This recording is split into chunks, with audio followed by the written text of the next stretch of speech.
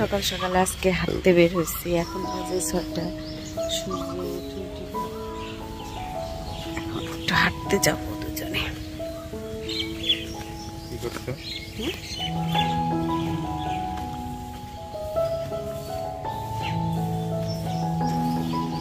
ভাই সিনবু থেকে হ্যাঁ তো ভাইয়ের বউ বড় বউ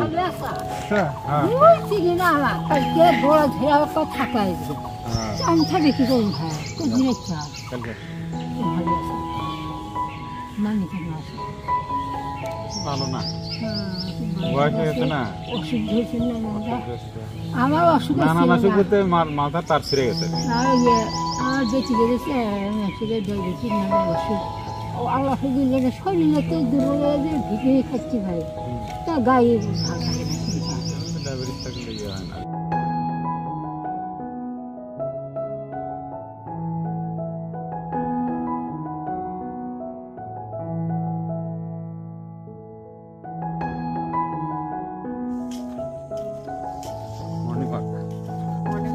আমরা দুজন সকাল সকালে বের হয়ে আসছি। এত সুন্দর সামনে হচ্ছে, এগুলো হচ্ছে বালু নদী থেকে উঠানো। এগুলো সব ট্রাকে ট্রাকে রাত 24 ঘন্টা এখান থেকে বালু যাচ্ছে। আর এগুলো বালু হচ্ছে বেশি বেশি হচ্ছে বর্ষাকালে একদম পানি থাকে। এখন হচ্ছে সোনালি ধান, সবুজ থেকে সোনালি। আজ কলমি ফুল, তাই না? কলমি ফুল গ্রামের সৌন্দর্য এগুলাই।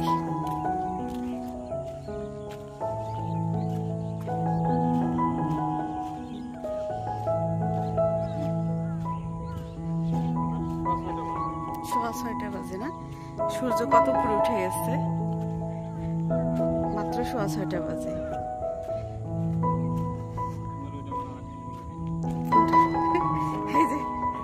হ্যাঁ, এটা হচ্ছে চেয়ারম্যান সাহেবের বাড়ি, মানে আমার 3 নাম্বার ফুপুর শ্বশুর বাড়ি, জাহান বক্স ওনার নাম। উনি কয় ট্রাম একসাথে চেয়ারম্যান ছিলেন? 3 ট্রাম একসাথে চেয়ারম্যান ছিলেন। তারপরে ওনার ছেলে হয়েছে, ছেলেও দুলাল কাকা কতদিন ছিল? 3 ট্রাম হচ্ছে দুলাল কাকা। আর সাজু কাকা উঠে নেয় না? আর সাজু কাকা উঠে নাই। এই হচ্ছে বাবা ছেলে 3 ট্রাম করে 6 ট্রাম হচ্ছে চেয়ারম্যান ছিল। এটা হচ্ছে সেই বাড়ির সামনে। আর এই তো ট্রাক আসতেছে, এখন এর বাদে ধুলা খেতে হবে। মনে ভাই এই পাশে আসো, এই পাশে ধুলা। বালুর ট্রাক।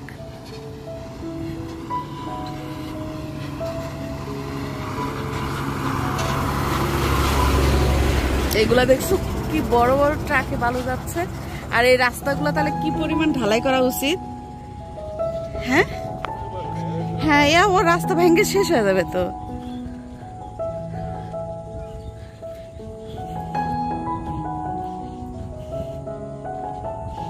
একদম ধুলো। তোমাদের সারিয়াকান্দি রাস্তার কথা মনে আছে? আমরা একবার আসলাম, আল্লাহ, হাঁটু পরিমাণ পর্যন্ত ধুলা। শুধু এত পাউডার মতো মনে হচ্ছে মুখে দিলে মুখ ফসা হয়ে যাবে। একটা বাংলো ছিল যে একটা, ওটা ভেঙে গেছে, নদীতে মনে ভেঙে গেছে না?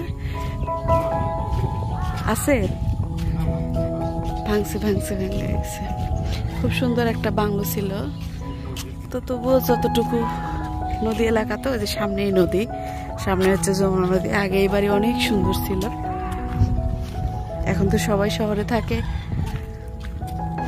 আর এই তো বালু তুলে একদম, দেখো মনে হচ্ছে একটা পাহাড়, বালুর পাহাড়। আমরা আস্তে আস্তে নদীর দিকে এগিয়ে যাচ্ছি।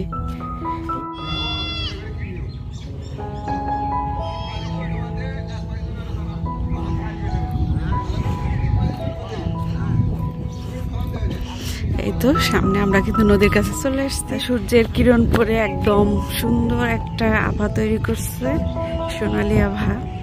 এটাই আসলে গ্রামের সৌন্দর্য, তাই না? আমরা এই জিনিসগুলো কিন্তু খুব মিস করি। আর আমার নদীতে এত পছন্দ, নদী মানে স্রোতের জায়গা, পানি যেখানে আছে সেই জায়গাটাই আমার খুব পছন্দ। স্রোত আর আকাশের মেঘ, আমার এই দুটো এত পছন্দ কেন জানি, খুব ভালো লাগে। আসলে মনের সাথে খুব মিল পাই, এই জন্যই মনে হয় ভালো লাগে। কারণ এগুলা যেমন স্থায়ী না, মনও দেখবেন কোনো সময় আপনি চাইলেও চোখ করে একটা জায়গায় কিন্তু স্থায়ী রাখা যায় না। আর এই তো একটা পাখি পানির কাছে যায়, ও সিঁড়ি আছে দেখছি। আমরা কিন্তু তখন 2 সিঁড়ি বা 3 সিঁড়ি ছিল, তাই না, পানি যখন আসছিলাম? হ্যাঁ হ্যাঁ, তখন আসছিলাম এরকম 2টা না 3টা পর্যন্ত নামতে পারছি, আর পুরোটা পানি ছিল। এখন সেই নদীর নিচে যাচ্ছে, আর ওই দিকে আমাদের জায়গা আছে।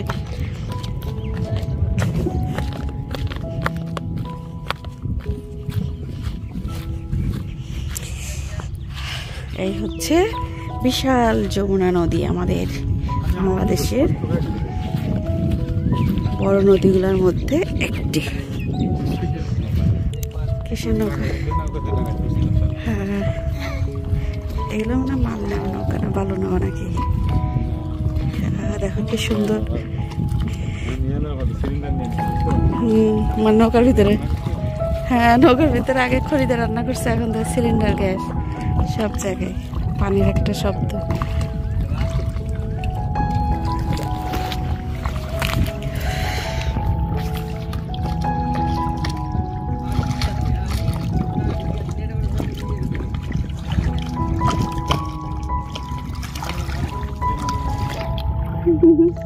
কোথায় চলো যাই?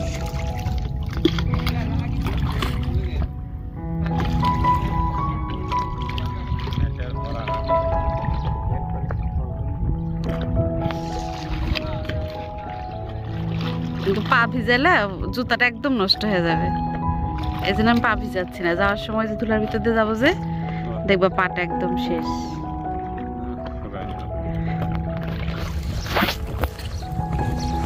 ব্লগের সাথে হাঁটা আরাম পাবো না, ব্লগের উপরে হাঁটো। হ্যাঁ দেখো পানির কি সুন্দর শব্দ।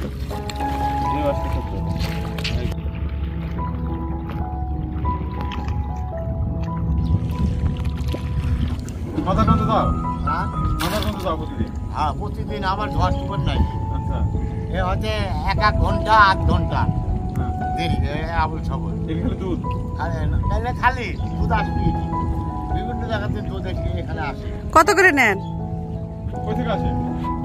বিভিন্ন জায়গায় চরের থেকে আসে, বাথান থেকে আসে। এখানে এসে আমার নারমোদ তুলে দেয়, মনে করলে 1 ঢোপ তুলে দিবে আর 1 ঢোপ নিয়ে যাবে, খালিটা নিয়ে যাবো, ভরাটা দিয়ে যাবো। আর ওই গ্রামের থেকে আসে, এলাকার থেকে আসে হলে আপনার 6 গাড়ি সব বাঁধাগুলো মেলে এই বেলফিট গেলি এই দুধ ঢাকা চলে যায়। ওই যে মিল ফিটার, ফিটারে কাজ চলে যায়, মেল ফিটার মানে এটা বড়।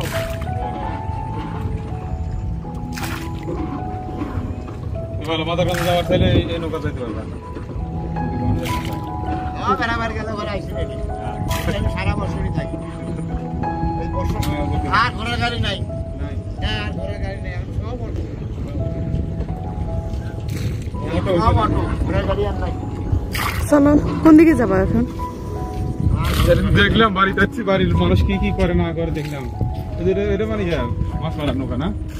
হ্যাঁ, আমাদের মিনি কক্সবাজার যমুনার নদীতে। হ্যাঁ যমুনা নদীর যে দৃশ্যটা কক্সবাজার দৃশ্য একই। হ্যাঁ, আমরা কক্সবাজারে মানে সমুদ্রের তীর দিয়ে হাঁটে চলেছি না? হ্যাঁ,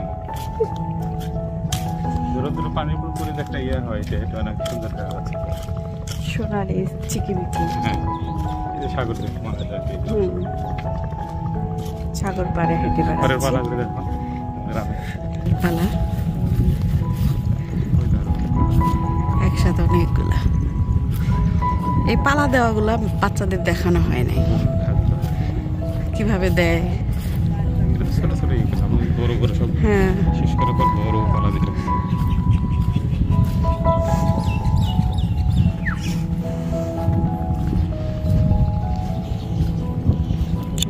দুই চাচা বসে আছে। কিউট কি বাতাস। হাঁটা শেষ করে যেহেতু বাজারের ভিতর দিয়ে আসছিলাম, তো আমার হাজব্যান্ডকে বললাম তুমি রুটি কিনে নিয়ে আসো, কারণ এখানে প্রচুর ভালো মানে হোটেল আছে, সেখানে পরোটা রুটি সবই পাওয়া যায়। তো সেখান থেকে ওকে রুটি আনতে দিয়ে বাসায় এসে আমি ডিম ভাজি করে নিচ্ছি। আর দ্রুত রান্না মানে খাওয়া দাওয়া শেষ করে মানিক যেহেতু আজকে সকালেই বের হবে, ওর কিছু প্যাকেটিং আছে ওগুলা করে দিয়ে ও চলে যাবে। আর আমার হাজব্যান্ডও আজকে বিকেলে যাবে। আর বলছিলাম না যে গত ভিডিওতে বলেছিলাম যে আমাদের এখানে সমস্যা হচ্ছিল, তো ওইরকমই একটা সমস্যার কারণে আমার হাজব্যান্ড কিন্তু একদিনের জন্য শুধু এসেছে। তো এইগুলা আসলে গ্রামে যে এত ভিলেজ পলিটিক্স সম্পর্কে আমরা জানি, কিন্তু এতটা আমরা জানতাম না যে নিজের আত্মীয় স্বজনরাই যে আমাদেরকে এতটা প্যারার ভিতরে ফেলবে। আমরা কিন্তু দুই পাশে মানুষের চলাচলের রাস্তা রেখে তারপরেই কিন্তু আমরা ওয়াল করার সিদ্ধান্ত নিয়েছি। আর ওয়াল করার কোনো সিদ্ধান্তই প্রথমে আমাদের মাথায় ছিল না, কিন্তু কিছু কিছু আচরণেই কিন্তু আমরা ডিসিশন নিয়েছি প্রাচীর দিব। তো যখন আমরা প্রাচীরের ডিসিশন নিয়েছি তখনও কিন্তু আমাদের সাথে যদি কোনো প্রকার, আমি কিন্তু এর আগেও বলেছি, সহানুভূতিশীল আচরণ যদি কেউ করতো তাহলে কিন্তু আমরা প্রাচীরটা দিতাম না, যেহেতু আমাদের কোনো ইচ্ছাই মন থেকে ছিল না যে প্রাচীর দিব। কিন্তু এমনভাবে আমাদেরকে প্রাচীরটা আরও দৃঢ়ভাবে করার জন্য কিন্তু মূলত যারা প্রাচীর দেওয়ার জন্য যাদের সমস্যা হচ্ছে তারাই কিন্তু দায়ী। কিছুটা একটু আপনাদের সাথে শেয়ার করে রাখছি এই কারণ আজকে একটু বলতে ইচ্ছে করছে। আর আজকের এই ভিডিওটা কিন্তু আমার উত্তরসূরিদের জন্য, যেহেতু আমি করে রাখছি তারা যখন আমি থাকবো না বা আমরা যখন বুড়ো বুড়ি হয়ে যাব, আমার নাতিপুতিরা যখন হবে, ওরা যখন আমার লাইফস্টাইল এই ভিডিওগুলো দেখবে, যদি থাকে ইউটিউব থাকে, তো সেই জন্যই কিন্তু আমি ডায়েরি আকারে আমার ভিডিওগুলো আপনাদের সাথে শেয়ার করি। তো কিছু কথা আজকে মনে হচ্ছে আপনাদের সাথে একটু বলে রাখি, কারণ এই যে প্রাচীরটা দিচ্ছি আমরা পিছনে, এটাও কিন্তু আমরা জায়গা ছেড়ে রেখে, ওই পাশে প্রায় 4 ফিটের মতো জায়গা ছেড়েছি, এ পাশেও জায়গা ছেড়েই কিন্তু আমরা প্রাচীর করছি। তারপরেও কিন্তু আমাদের শুনতে হচ্ছে অনেক ধরনের কথা এবং এমনকি আমাদের বাসায় কিন্তু 2 বার মতো পুলিশও আমাদের বাসায় থানা থেকে অভিযোগ করা হয়েছে, ওরা এসেছে। তা আমাদের তো থানা থেকেই হোক কোর্ট থেকেই হোক, আপনারা যদি কোনো ইলিগ্যাল না হয় তাহলে কিন্তু আপনাকে কিছুই করতে পারবে না। তো যখন দেখলো আত্মীয় স্বজনরা কোনোভাবেই কোনো কিছু করা যাচ্ছে না, তখন দেখা গেল আমাদের গ্রামের যে চেয়ারম্যান আছে ওনার কাছে অভিযোগ করেছে। তো উনিও তো দেখলেন আমাদের যে আমরা তো সব কিছু, যেহেতু আমরা প্রাচীর করার সময়, আপনারা কিন্তু জানেন আমি ওই ব্লগটা মনে হয় শেয়ার করেছি, মনে নেই করেছি কিনা জানি না। আমি কিন্তু রোজার আগেও 2 দিনের জন্য গ্রামের বাড়িতে এসেছিলাম, আমি আর আমার হাজব্যান্ড, আমার দেবর। এসে কিন্তু তখন গ্রামের যে মাতব্বররা আছেন তাদের মাধ্যমে আমরা ডিসিশন নেই যে আমরা বাড়ির জায়গাটা আমাদের সীমানা করে দেন, কারণ আমরা এখানে প্রাচীর দিব। ওনারা যখন সীমানা করে দিয়েছে, ওনাদের যতটুকু পরিমাণ ছাড় দেওয়ার কথা, যেমন এই যে আমার এই পাশে জ্যাঠা শ্বশুরের ঘর, তো আমাদের জায়গা থেকে জ্যাঠা শ্বশুরের ঘরের মধ্যে কিন্তু 3 হাত জায়গা ছিল। তো কারো তো ঘর ভেঙে দিয়ে সেই জায়গা দিয়ে তো আর আমরা প্রাচীর করব না, তো সেটা কিভাবে সমাধান করা যায়। তো পরে দেখা গেল ওনাদের জায়গা হচ্ছে আমাদের যে পুকুর আছে, পুকুরের ভিতরে বাড়ির সামনে ওখানে আছে, তো ওখান থেকে 2 শতক আছে, তো 2 জ্যাঠা শ্বশুরের 2 শতক, তো 1 শতক কিন্তু অলরেডি আমার এক জ্যাঠা শ্বশুর, আমাদের জ্যাঠা শ্বশুরের যেহেতু মারা গেছে, ওনার ছেলে আমাদেরকে বলছে ও আমাদের কাছে ওটা বিক্রি করবে। তো আমরা বিক্রি করতে চেয়েছিল, আমরা এখনো কিনে নেইনি। তো 1 শতক যেহেতু এক জ্যাঠা শ্বশুরের আছে, সেটা রেওয়াজ দিয়ে কোনো মতে তাদেরকে একটা মানে বাসা থেকে বের হওয়ার একটা রাস্তার ব্যবস্থা হয়। তো সেখানে কিন্তু আমরা অনেকটাই স্যাক্রিফাইস করেছি। স্যাক্রিফাইস করার কারণে তারা যেন ঘর থেকে সুন্দরভাবে ভ্যান দিয়ে রাস্তায় আসতে পারে, সেই জন্য যতটুকু পরিমাণ ছাড় দেওয়ার কথা আমরা কিন্তু ছাড় দিয়েছি। আমাদের সহানুভূতি আচরণ যতটুকু দেখানো ততটুকু কিন্তু আমরা দেখিয়েছি। তারপরেও দেখা যাচ্ছে আজকে যখন আমার হাজব্যান্ড কালকে এসেছে এই ঝামেলার জন্য, তো সে মিটিং হওয়ার পরে কিন্তু সেটা যখন মিটে গেছে, যখন দেখলো আর কোনো কিছুতে কোনো কিছু হচ্ছে না, কারণ আমাদের বাসায় 2 বার পুলিশ এনে আমাদের কাজকে থামানোর চেষ্টা করা হয়েছে। তো আমরা যেহেতু সঠিক পথে এগোচ্ছি, আমাদেরকে কাজে বাধা দেওয়ার তো কোনো এখতিয়ার কারণ নেই। তো কোনোভাবে যখন সেটা সম্ভব হলো না, তখন ওনারা আবার আমাদের গ্রামের যে বললাম না চেয়ারম্যান আঙ্কেল আছে, তো চেয়ারম্যান আঙ্কেলের কাছে অভিযোগ করেছে। তো ওনাকেও আমরা সঠিকভাবে সুন্দরভাবে আমার হাজব্যান্ড বুঝিয়ে দিয়ে গেছে। তো উনি বলছে সব কিছু যেহেতু ঠিক আছে, তোমরা তাড়াতাড়ি তোমাদের কাজটা সম্পাদন করে ফেলো। তাই তো আমাদের কাজ আজকে চলছে। তো ওই পাশে যেহেতু পুরোটাই মোটামুটি ব্যাস ঢালাই হয়ে গেছে, তো আমার এই পাশেও কিন্তু আজকে ব্যাস ঢালাইটা হবে। আর এই জন্য ওদের আজকে আমি বলছি যত রাতি হোক তোমরা শেষ করো, আমি তোমাদেরকে বিরিয়ানি খাওয়াবো। তো নেক্সট ভিডিও আপনাদেরকে থাকবে ওদেরকে কিভাবে আমি রান্না করে খাওয়াই সেই ভিডিও। তো সবাই ভালো থাকুন, সুস্থ থাকুন, আল্লাহ হাফেজ, আসসালামু আলাইকুম।